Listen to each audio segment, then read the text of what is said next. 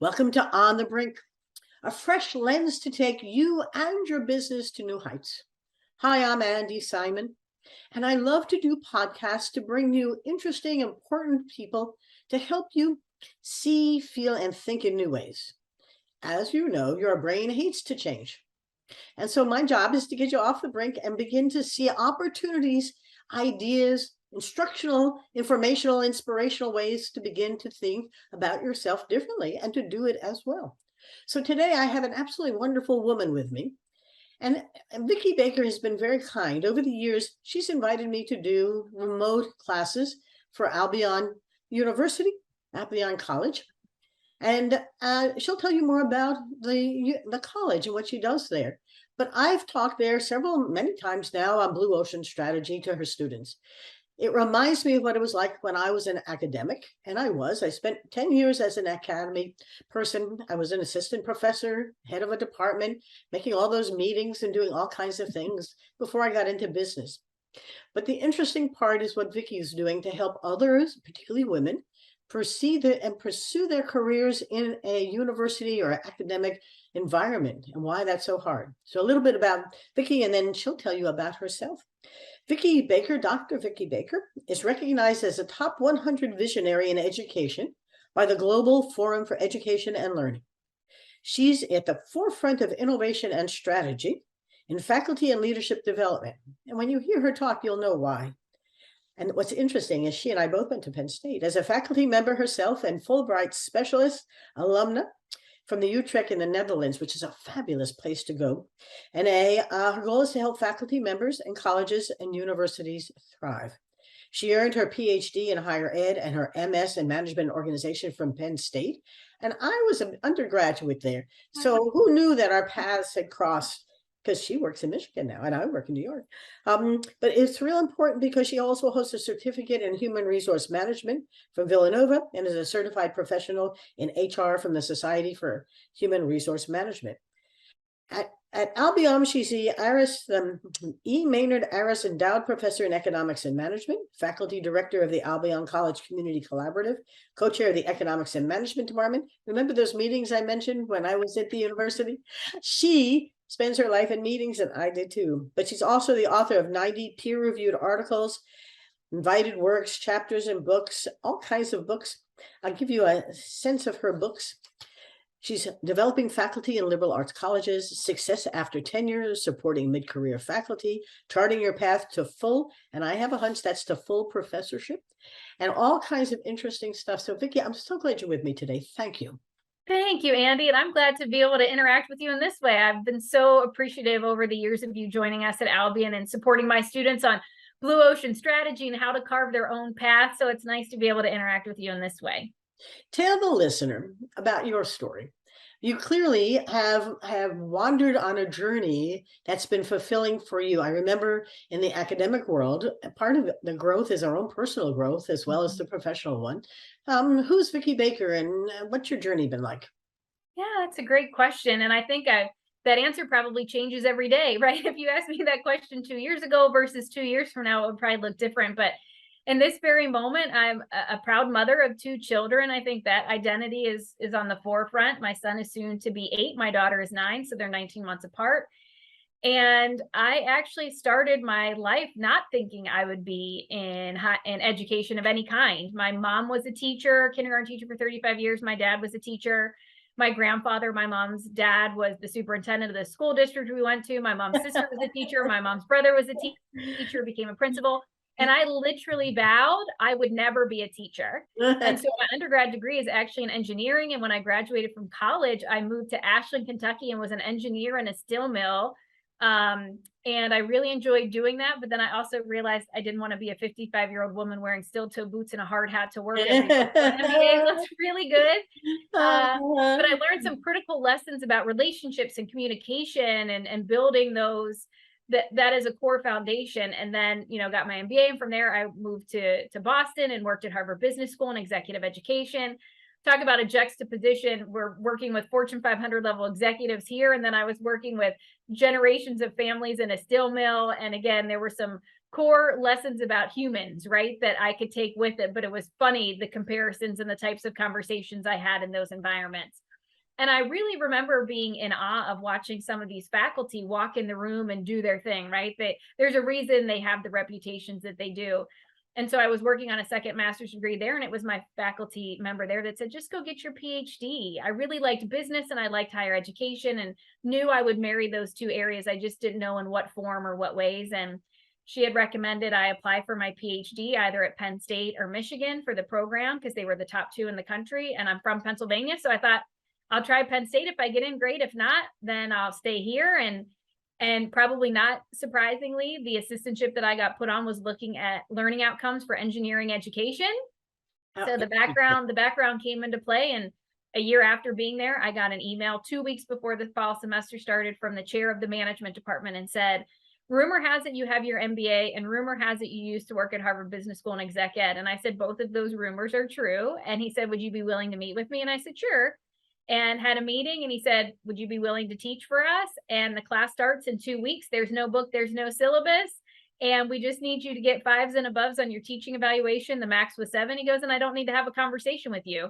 And that's where the teaching started, right? I would mentor anybody now. Don't say yes to that. There's like no support and you're being set up to fail in some sense. But I was young and naive and didn't know any better and wanted the experience. And I fell in love with teaching. And that's when I knew I would end up doing it. But it was so funny because I swore I would never go down that path. And I guess it's just in my blood. And I've just been committed to fundamentally helping people advance in their careers. What are people passionate about and how can I help them find whatever that thing is and help them work towards it? So that's how I got to this point in the books and the work that I do. But as I look at your classroom and the folks, I really like doing it virtually this time because I could see their faces. They were great. And they were all women this time, which was sort of interesting. But you aren't pedantic or informative. You're inspiring and enabling. And I hear your interactions with them. The teaching you're doing is encouraging them to life's experiences and to pulling it together for their own stories to develop. And my hunch is that you developed your own style that reflects that engineering and the Harvard, the awareness of humans. I mean, this is, I know when you think about it, you had Penn State, I have a Kentucky client. That's a whole different world. I'm an anthropologist. I'm observing a lot of that. And then Harvard, which is a whole other world. And you think about stepping back and figuring out what can I contribute to this world that we're in.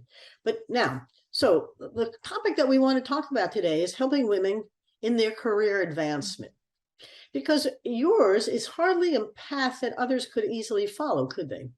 Yeah, no, it's definitely, I am the probably poster child for a liberal arts experience, right? Even though I'm not a product of a liberal arts college, but that, maybe where you start is not necessarily where you finish. It's about the knowledge gained, the experiences, the relationship building that help propel you along that path. So I'm a good poster child for that. But yes, it's not what I thought I would do. Honestly, again, I vowed I would never be in this space, but now I can't imagine being anywhere other than this space.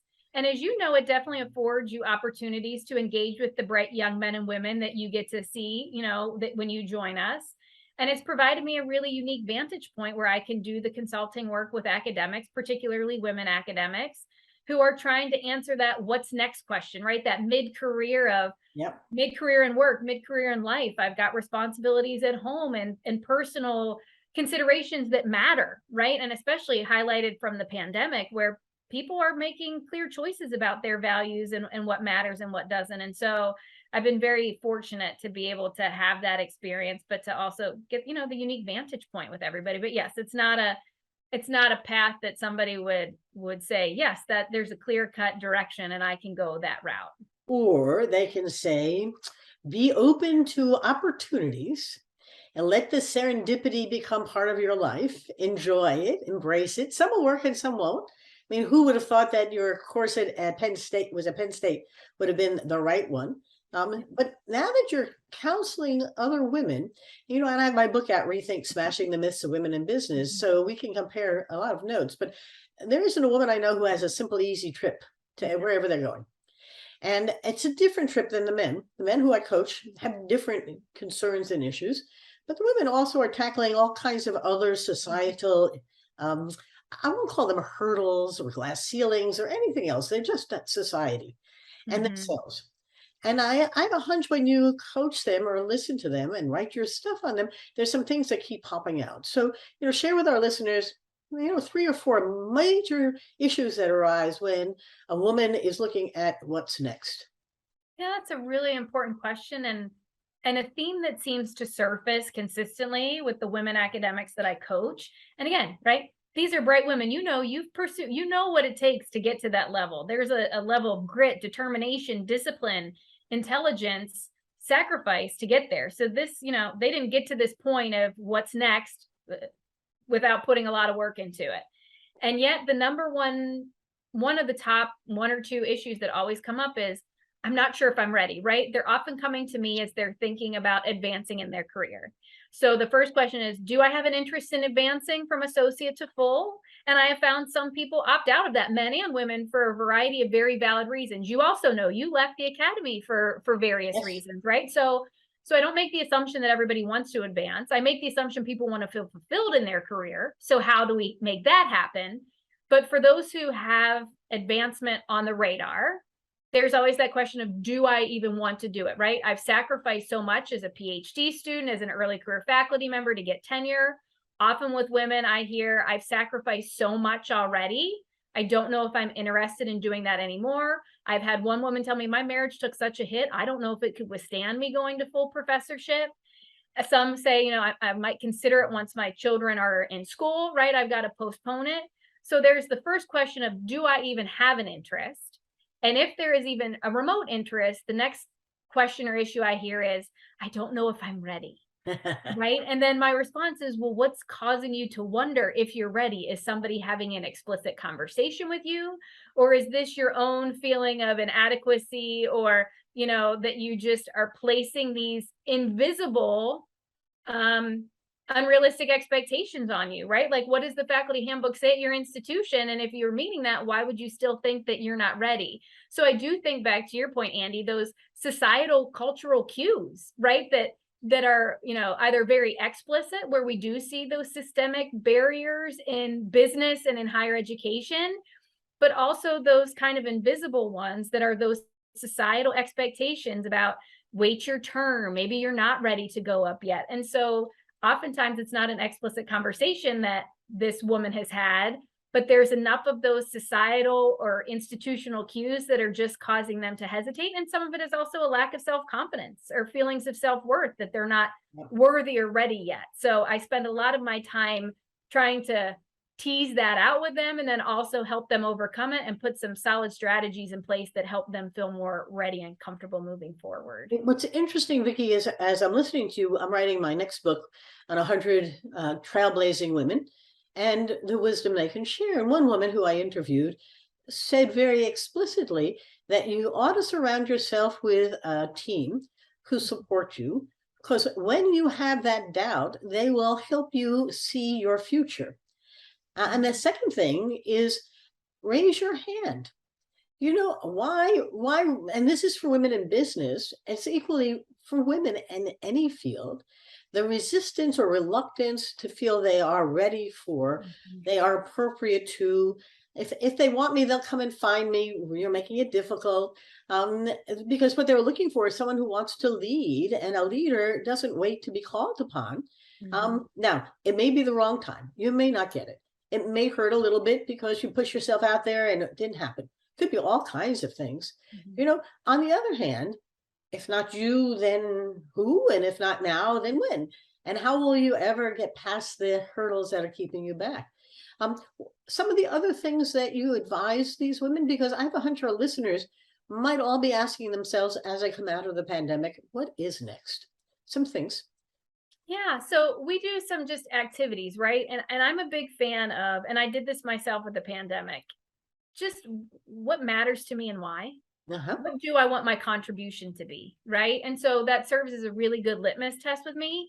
So whenever I'm sitting down with clients and I say, let's remove that we're going up for full, or I'm going to be department chair, whether I want to be or I'm next up in the rotation, right? We all know how that works. Yep. Put that stuff aside. But right now, when all is said and done, At the end of the day, what do you want to be known for? What do you want to contribute? Where do you find the most joy? Yeah. Life is too short. And so we start trying to kind of tease that out. And then we kind of put that contribution statement together. Again, I've worked on mine for about 5 years, and I tell clients individually or in a workshop, this looks really clean and neat, but it took me 5 years to get there, right? So don't hold yourself to that standard. But for me, when I think about what I find the most pleasure in, where I think I have the greatest value add, and where I feel the most joyful, is when I get to work one-on-one, whether it's my students, whether it's clients, whether it's in workshops, helping people advance in their career, whatever advancement looks like for them. Not me putting a, you should want to go up for full, right? Again, what does advancement look like to you? And that advancement could be personal advancement, professional advancement, just life in general. But for me, it's really distilled down to helping people advance in their careers. That's my contribution. And that's where I think I can provide a value add. So helping people take a step back, recalibrate, let's reassess those values and priorities. And really, at the end of the day, what do we want our contribution to be? And that helps guide us. And right, we always hear that advice of learn to say no. And I think that's important. But at mid-career, I think it's much more about being strategic about what we say yes to. But how do we know what we want to say yes to if we aren't clear what we want our contribution to be? And your yeses should be in service to that contribution, right? And then once your dance card is full with the yeses, then it becomes easier to say no. But saying no just for the sake of saying no isn't advancing you personally or professionally. So I really think at mid-career, it's much more important to really get clear on what are those values, those priorities. What do I want my contribution to be? And how can I use that contribution to guide me towards what I want to say yes to? And you highlighted a really important point, right? Mentors. How can you leverage your mentors if you don't know what support you're seeking from those mentors, right? And so I tell women all the time, once you have a better clarity on that contribution, have conversations with your mentors, have conversations with the department chair, dean, a supervisor at work. How can they advocate for you if they don't know the direction you want to be heading, right? They cannot read your mind. And so getting clarity around those things and having those critical conversations with people who can advocate for you and help support you is really important. The things that you're talking about are important for the listener or the viewer to reflect on for themselves. And I urge you to get a piece of paper and write down. One of the exercises we do is over the last year, 10 things that really matter to you in a positive way, and 10 things that didn't. And then shrink those down to 5 or to 3 and 1 and begin to focus on what really matters. My daughter gave me a great quote a couple of years ago, and keep it on a post-it. In the course of a lifetime, what really matters? Mm-hmm. And at the time, when you've been in different roles in different places, and at those moments, those times mattered. But in the course of a lifetime, where is it going? And you could say, I'm not going anywhere, or I'm not sure where I want to go, or I really know where I want to go. But it's a good time to see what makes you high and what makes you low, and what you want to do more of and less of. But there are processes to help you think about that. You and I both have tools that we use, because when I do it with someone, they went, oh, I said, yeah. And the only way you can sort out those things, take a year and see what makes you high and low. In the absence of that, you're going to shotgun it, and you're going to land someplace or not. You may not go anywhere, but not with the intentionality that you really need to carve your own life. And the other thing I would say is, don't let people define you. You have to take charge of your own, who you are. People may say it's your brand, but who are you, right? Yeah. And do you find the women come in with a clarity of their brand and who they are and the answer to the question, why me? Or are they struggling to figure out that question? They're struggling because sometimes, the notion of brand makes sense for us because we're in business. We get it, right? But I recognize when I use that language in some disciplines and settings, like, oh, brand, right? That sounds a little too, we're, capitalistic, or we're putting some business terms on it that, this is about education. I go, yeah, but it's still, again, what is your contribution? What is your value add? What do you bring to the table? Brand. But at the end of the day, don't you want to be known for something in your discipline, at your institution, among your students? You want to be known as the person who knows X or does X or is really exemplary in A, B, and C areas. So I said, if brand feels too much of a business term for you, fine, but you still are thinking thoughtfully about, who am I in the context of my field, in my discipline? What are you known for? What is your subject matter expertise? And so helping them to really clarify that. And again, at mid-career, we're triggered, right? Because it's an evolution. And we now also, having tenure, are allowed to take some risks now, right? We are able to maybe step outside of what we have been known for from a disciplinary perspective to get to tenure. But now maybe we do want to pursue more interdisciplinary work or community engaged scholarship or things that take us down different pathways. And that can be overwhelming and freeing at the same time, right? And so you feel like you've got this great opportunity and you don't know what to do with it. And so trying to think about, well, what are those fundamental building blocks that help us to be able to advance from that? But I definitely see them think about that all the time. I don't even, or I don't know who I am right now, or I know I'm this person to this person and I'm this role to this person. And I go, are those the ones that you want them to be? Do you want to change them? Do you want them to evolve? Right. A line I always repeat is, we evolve over time. Make sure your actions are honoring that evolution, right? That's really important. Leave the space and grace to allow that evolution to happen and to honor it via your engagements or how you craft your own. I really appreciate you. Own your narrative. Yes. Because if you don't own it, somebody else will craft that narrative for you, and that's likely not going to be in your favor. You need to own your narrative and craft it the way you want it to appear. And I emphasize that both in business and for others. I was a visiting professor for a semester at Washington University teaching entrepreneurship. I said, you live your story. So what is your story? Your mind wants to know, because it'll do exactly what it thinks you want it to do. And once you understand some of the neuroscience behind it, your mind is really looking for your, what is it you want to do? Because it will wander around doing whatever it thinks you want it to do. It'll make you happy or sad, but your mind wants to know. And until you craft that movie set in there or that storyline, that narrative, it becomes difficult for you to live every day. And because you live your story. And until you land on it and see it coming every day becomes another challenge. Is this going the right direction? And you become happy with the tasks to be done as opposed to the path that you're on. Yeah, right? Absolutely. And I appreciate the deliberateness, intentionality, being strategic, right? And again, not that that's not important at all career stages, but I particularly work with mid-career women. And I know a lot of women that you've worked with in business are mid-career. It's such a long stage of career and life, and so many ebbs and flows. And you could be childcare as well as elder care. I mean, there's so many different hats that we have. And again, societal expectations connected to those make it challenging for women to navigate. But I think if we can focus less on those external expectations and think about taking control of that narrative and how we want to chart our path and craft that story, that becomes much more empowering. And again, leads to the put your hand up. Again, have those critical conversations about, here's the 5 things I narrowed down on my list, or here's what I want my contribution to be. Unless you're communicating that regularly with key people, how are they expected to advocate for you or to highlight those opportunities that might be aligned with your strengths if they don't know that's on the table either? Well, and it is interesting because you made a good point. It isn't just academics. You have no idea how many women I coach. I'm an executive coach, who have the kind of story that makes you wonder. Something like, well, I've made it as far as I'm going to at XYZ, Morgan Stanley, wherever it was.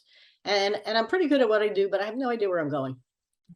And they're making good income so that the income level isn't bad, and they don't really know who they are at this point.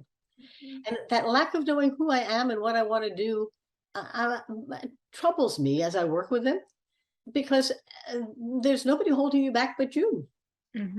Right? Absolutely. I mean, that mirror is looking back at you and saying, who are you?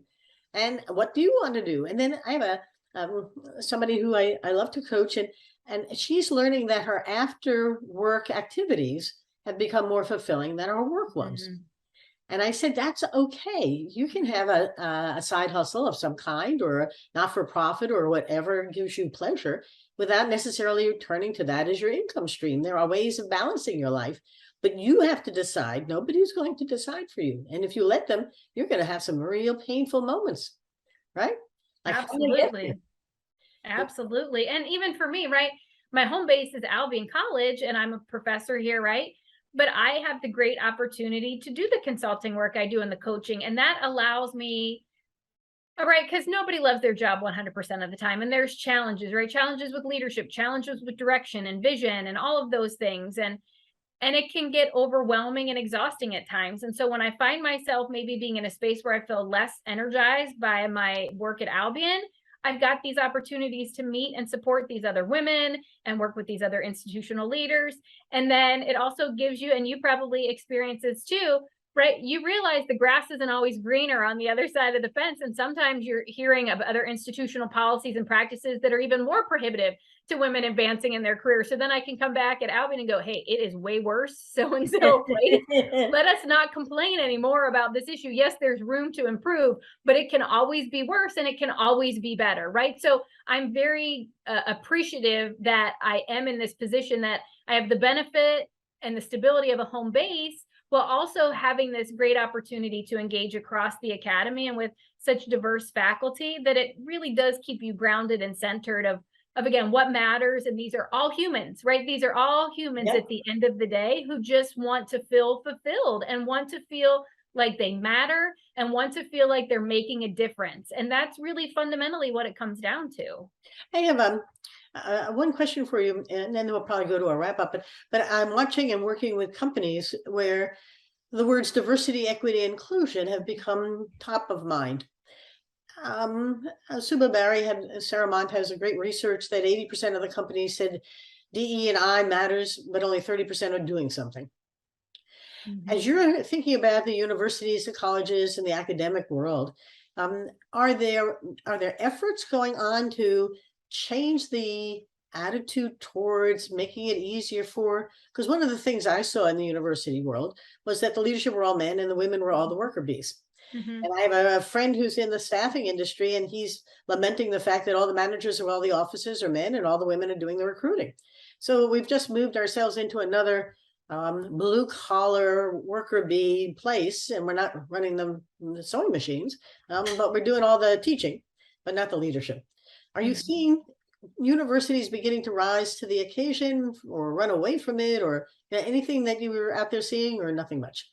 We're seeing conversations and efforts, and something that I'm noticing that is at least becoming highlighted, and this is the HR background, right? And I've had these conversations, right? There's obviously that disparate treatment, that very obvious over systemic racism against women, against faculty of color, right?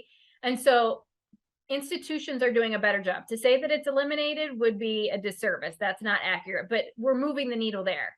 Where we still are lagging behind is that disparate treatment, right? The well-intentioned policies that we put in place that we think are moving the needle for populations, when we really ask the right questions and collect the right data, maybe we're not moving the needle like we thought. Like during COVID, giving women faculty an opportunity to delay tenure clocks. Well, on the surface, that seemed right. Good intention, well-meaning, but you're only causing longer periods for women to be at that rank. And we found that it's benefiting men more because they were able to use that time to advance scholarship versus women use that time for childcare and elder care, right? And so again, on the surface, well-intentioned. In reality, it created even more of a disparate impact of these policies. So, and I think we see that in industry too, but that, again, we're working hard to try to minimize those very overt disparate treatment, but we're not asking all the right questions on that disparate impact when we're really looking at which are the populations we care most about and how can we better support them, and the supports in place, are they really doing what we intended them to do? Yep. And taking us back to our beginning, when we were going to talk about career advancement for mid-level folks of any kind everywhere, this has become a passion of yours. And you write about it. You're deeply involved in coaching. What do you see coming next for you? That's a great question. I think I'll still focus on mid-career. If you were to look at my scholarly agenda, the trajectory follows my career pathway, right? As a doc student, I studied doctoral student experiences. Then as an early career faculty member, I studied that. And then once I hit tenure and mid-career and full professor, even though I'm still very much mid-career, I wanted to understand what do we need, right? I needed support, and I thought I'm not alone. So the next thing for me that I think I want to look at are, and it's focused again in the academy, but I think we also see this in industry. There's a huge population of contingent faculty, right? Non-tenure track, and there's an increase in reliance. Those faculty, there's a significant portion who are also mid-career. So right, that intersectionality of appointment type and career stage, coupled with gender, right? We see more women in contingent positions. We see more faculty of color and women faculty of color in those contingent positions. Yeah. And so, they're important pieces to institutions, and yet I think they're being underserved and undervalued. And so I really want to look at bringing that intersectional lens to those two issues, because they're the two largest populations in the academy, contingent faculty and mid-career. Well, guess what? You have mid-career faculty who are contingent faculty. And right, in industry, there are temporary work, right? Maybe not full-time fast track, but they are critical, and they provide critical leadership, critical services to organizations. And how are we supporting them so that we are building that bench strength, that we are putting them in a position to be the fulfilled contributors that we want to be, even if they're not seeking to be a C-level suite person, right? So I think that's what's next for me. Your point, we have work to do.